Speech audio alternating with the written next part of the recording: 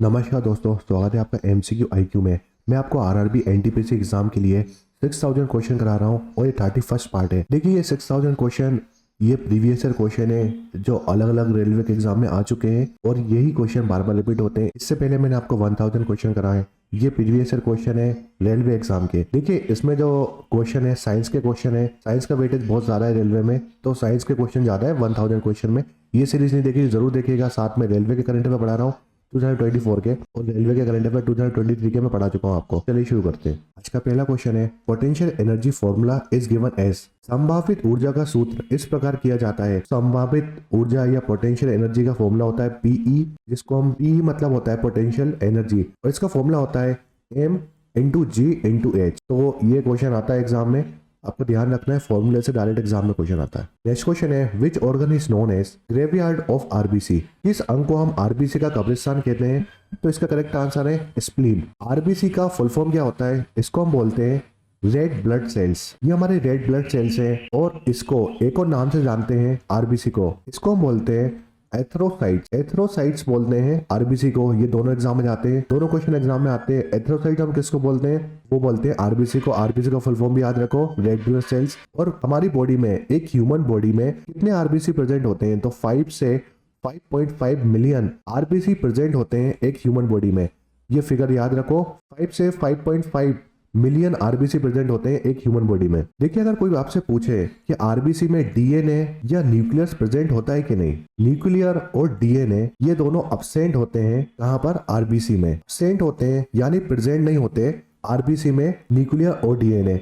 मगर एक्सेप्ट ऐसे कौन से एनिमल हैं दो जिनके आरबीसी में डीएनए और न्यूक्लियस मिलते हैं? तो आप याद रखो, लामा लामा और कैमल। लामा और कैमल ये दोनों एक एनिमल है।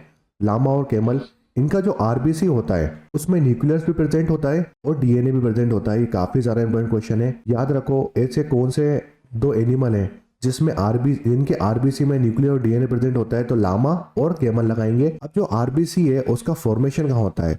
आरबीसी बनता कहाँ पर है? तो आरबीसी बनता है बोन मैरो में। बोन मैरो में आरबीसी बनता है। अगर डेथ की बात करते हैं, आरबीसी मरता कहाँ पर है? बॉडी में ही खत्म हो जाता है। 120 दिन बाद आरबीसी खत्म हो जाता है बॉडी में। तो ये मरता कहां पर है आरबीसी? ये स्प्लीन में मरता है। स्प्लीन और लिवर, इसमें ये मरता है और ये बनता है बोन मैरो में।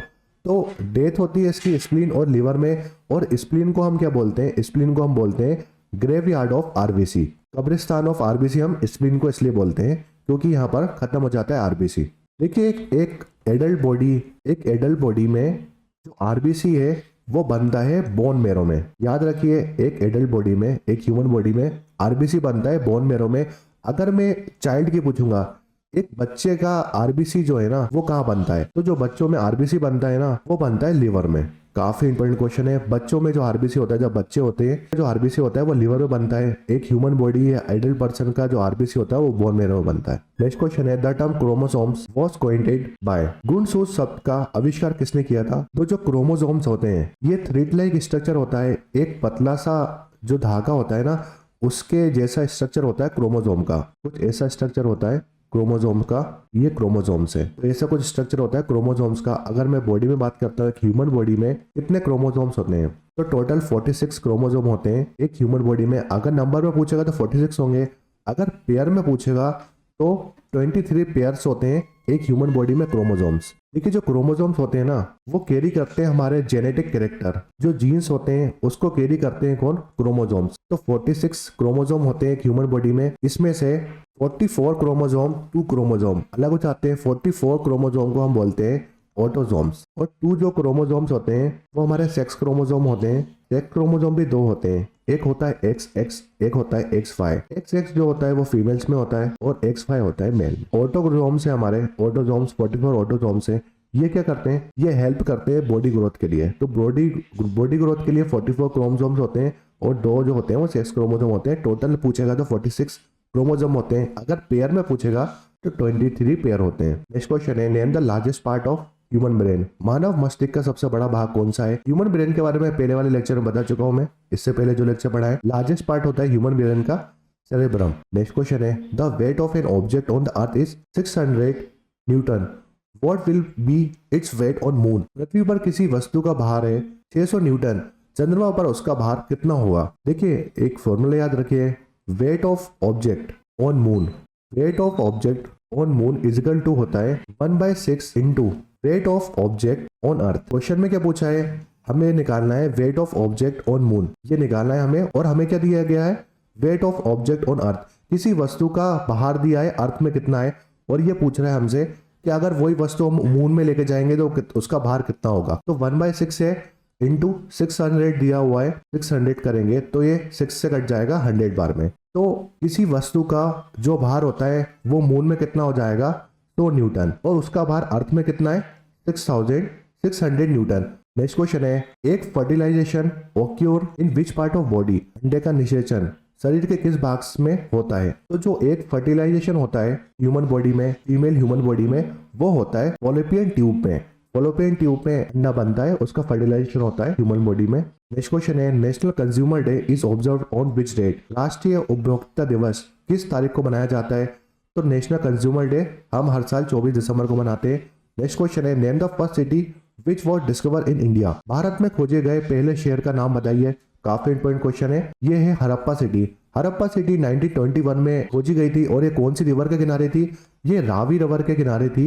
और इसको खोजा किसने था, किसने डिस्कवर किया था इसको, इनका नाम था दयाराम साहनी। दयाराम साहनी जी ने हड़प्पा सिटी खोजी थी। तो 3 क्वेश्चन आते हैं इससे कि पहली सिटी कौन सी थी इंडिया में जो खोजी गई थी, तो वो थी हड़प्पन सिटी। ये कौन सी रिवर के किनारे, रावी रिवर के किनारे 1921 में खोजी थी दयाराम साहनी ने। देखिए 1922 में मोहनजोदारो, इसके ऊपर मूवी भी बनी है। मोहनजोदारो जो सिटी थी वो 1922 में खोजी थी, किसने, इनका नाम था R.D. बैनर्जी।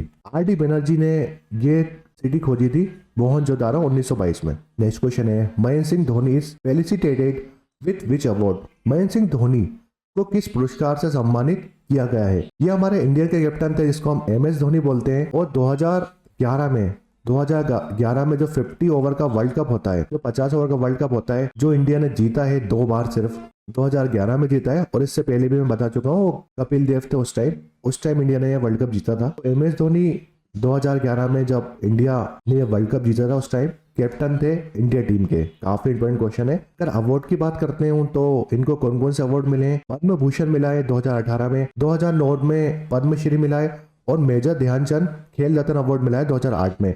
तो ये 3 अवार्ड मिल चुके हैं महेंद्र सिंह धोनी जी को। तो आप याद रखो MS धोनी बड़ा नाम है और इससे क्वेश्चन आते हैं। ये 31st पार्ट था 6000 क्वेश्चन का। ये प्रीवियस ईयर क्वेश्चन है जो रेलवे में बार बार रिपीट होते हैं। लास्ट 13 साल के प्रीवियस ईयर क्वेश्चन है ये 6000 क्वेश्चन। वीडियो पसंद आए तो लाइक करें, शेयर करें, सब्सक्राइब करें MCQ IQ को, और 1000 वाले क्वेश्चन भी जरूर देखेगा क्योंकि इससे एग्जाम में 100% क्वेश्चन आएगा। Thank you for watching MCQ IQ।